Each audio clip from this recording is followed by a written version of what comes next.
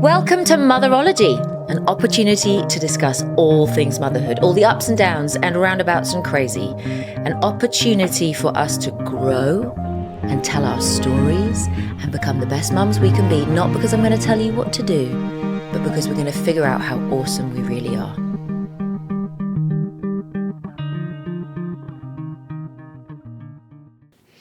You have made it. You made it to the end. If you cheated and skipped here, well done. But if you made it all the way through all of the videos to this final song, congratulations. You listened to me speak for a very long time. I'm very proud of you. Not sure that I would have made it, but you did. And the question I have for you around the song I Am Mother is, do you know who you are? Have you heard anything in these videos that makes you go, oh, hadn't thought of that before.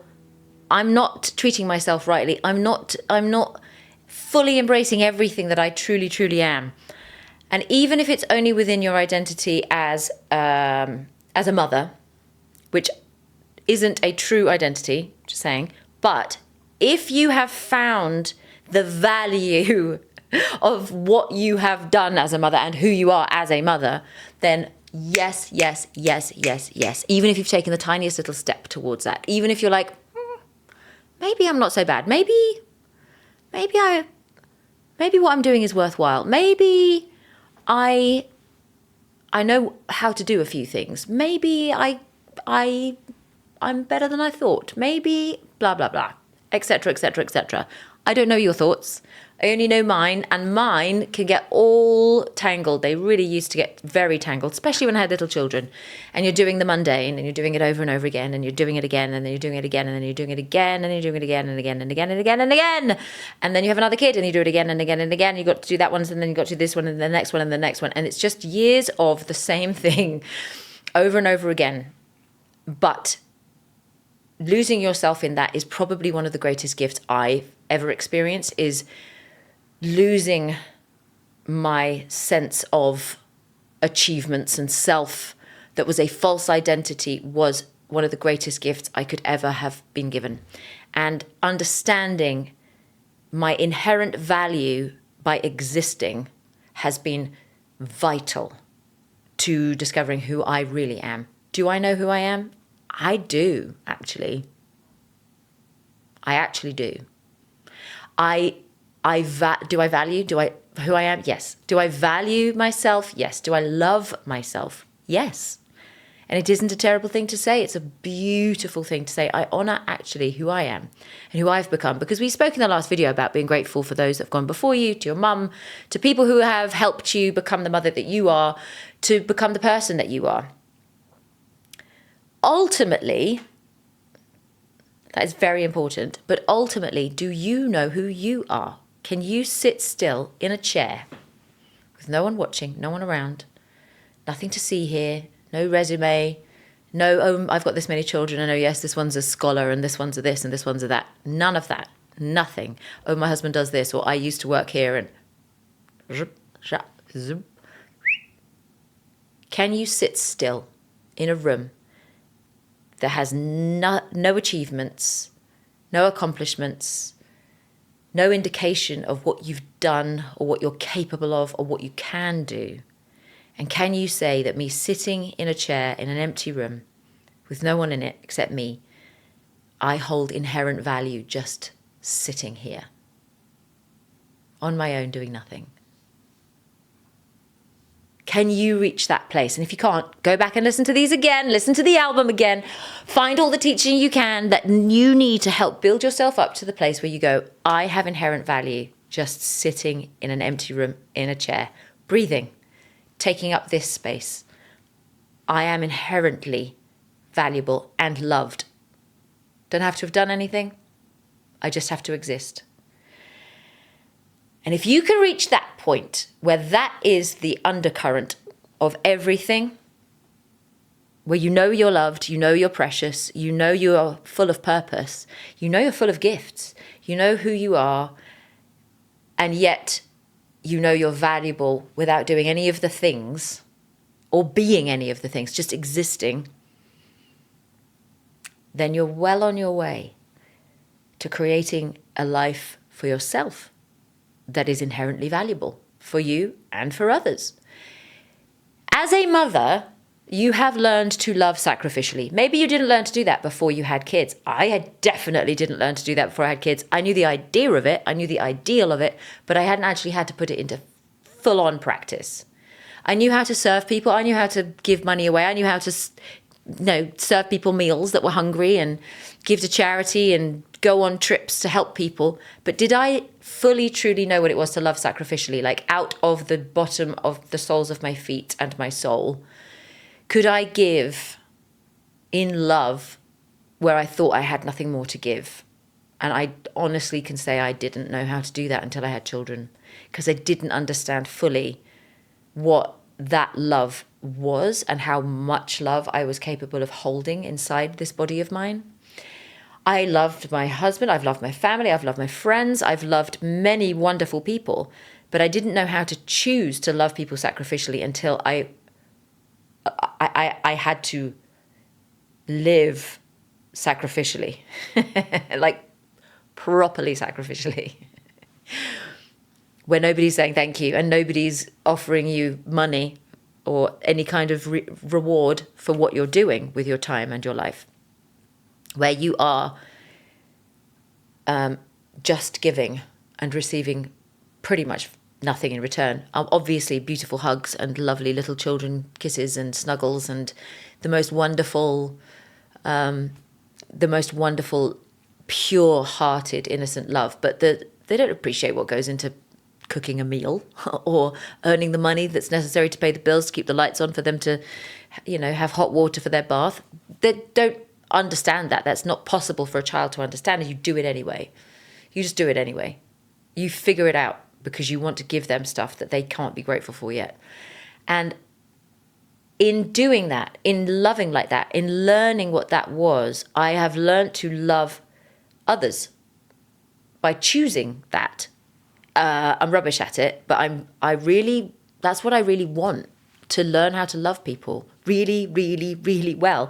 And my children are the gift that keeps on giving when it comes to learning that. They'll keep on making sure that you're doing your job of loving them when they're not very lovable. They just keep doing it. It's an absolute miracle where they get to be older and they still have ways in which you're like, wait, what did he just say? My kids are genuinely amazing. They're wonderful, wonderful humans. But there are times where you're like, I don't want to. Leave me alone. And you go, no, I can't say that. I can't do that. I'm going to get myself up off this chair, even though I got 2 hours sleep, and I'm going to do the thing. I'm going to do it. And I'm not going to complain about it to anyone but myself and Jesus. It's incredible what resources you have, because here's the crux of it for me. When I had children, I realized, finally, I started going, oh, I am loved this way. I am loved for existing. I am loved because I am alive. I'm simply alive. I gave birth to a child. They didn't do anything except cry, be covered in vernix. And I held them in my arms and I went, I'll kill for you. I loved them so much, so passionately. And I went, I'm loved like that. I'm a child of God. He loves me like that. Wow. Then my job was to receive that love. Then my job was to go, I can sit still in a room and breathe and go, I'm valuable sitting right here and doing nothing because I exist. And having that as a foundational truth of my life has been the most wonderful thing, where I can sing, I am mother. Mother. I am mother. I am. I'm here. I have all that I need. I'm good. My feet are rooted in the ground because I know who I am. I'm standing solidly on the foundation of my identity. I'm standing fully in who I am. Not connected to what I can do or have done, just that I'm alive and I have inherent value in that. And I figured out what I love and what my passions are. I love to teach. I love to teach on identity, and I love to teach through story. So all of these songs are a story. This is a storybook album. This is my story in 12 songs and in 12 videos of the songs. And I tell stories for a living. I'm a producer of film and TV. I'm a writer. I'm an actress. I'm a singer. I love to sing songs that tell stories. I love to tell stories. I'm going to write books. I'm going to tell lots of stories. But the thing I love to tell stories about is identity, who we are, our inherent value. And I love to teach on that as well. So even if I'm standing up as myself and just talking at people, I'm teaching. I'm teaching about identity. I'm teaching about how valuable you are. And that's me. That's me. That's who I am. Bing, bing, bing, bing, bing. I can teach my children that. I can teach you that. And I can teach random strangers on the sidewalk that if they'll listen. I would. Totally would. I learnt it by learning to receive it. I experienced it in holding my newborn babies and going, yikes. This love is overwhelming me. I love this tiny human so much. Gracious. And it went, I love you like that. What? And I have to take the time to learn to receive it. So if you've never done it, if you've never sat in a room in silence, I don't know if you figured it out yet, but I have ADHD. And sitting in silence, sitting still in a room with nothing to do and nothing to look at and nothing to do except think and be and exist is definitely a challenge for me. It's another reason why I needed to write the previous song, Thank You. My mother only slept 4 hours a night from my age of 8 months to 2 years old. For only God knows why, but for 16 months of my infancy, I only slept 4 hours a night. And so did my mum. Mummy! I could speak when I was 9 months old. I started saying, hello! And I started forming words because I didn't sleep. I had so much time for conversation. And my dear, dear mother was up with me most nights because I woke the entire household going, I'm awake! And they were like, we've got school in the morning, or I've got work in the morning, shut up. So it was definitely difficult for my family. Apologies all around. But for my mother, she was the one that would get up with me, and she was the one that would sing me songs and read me stories and have conversations with me and listen to me and love me sacrificially, so sacrificially. And I had no idea. I just thought it was fun to be awake in the middle of the night having a chat and playing games. Sitting still, for me, has always been a challenge. It has never been something that I naturally incline towards, ever. Still. But I have taught myself to do it, to be able to be still and know that He is God and that I am Jessie, and I'm good. I am so good. If you've never done it, do it. Just sit down. Turn this off when it's finished. Turn it off, sit down, sit still, turn the lights off, draw the curtains. Don't look at the certificates on the wall of all your degrees or diplomas or whatever else you've done. Don't look at your kids' drawings or things that they've done for you. It's just you.